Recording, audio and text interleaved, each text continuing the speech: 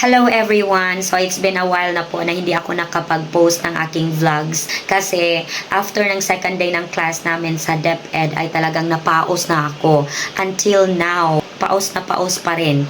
So for those interested applicants pala ng 5-1 Talk, kasi maraming nagme-message sa akin sa Messenger at saka dito sa TikTok. So if you want to apply, dalawa lang yung pinaka-main ko na tanong as to how I assess the aspiring applicants. So una is college graduate ka ba? Kasi syempre, kung hindi ka college graduate, hindi ka talaga accepted. Ikalawa is yung laptop specs. Kung pasado yung specs po natin, immediately makakapag-proceed na po tayo sa ating first step.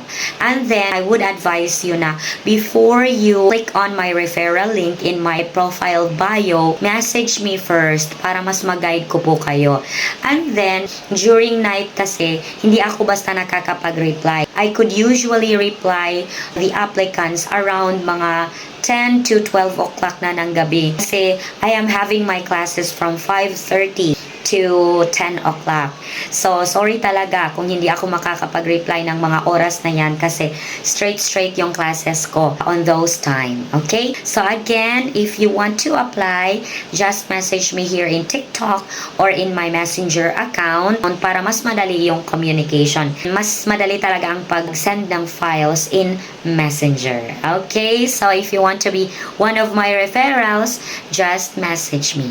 Thank you and God bless everyone. Bye-bye.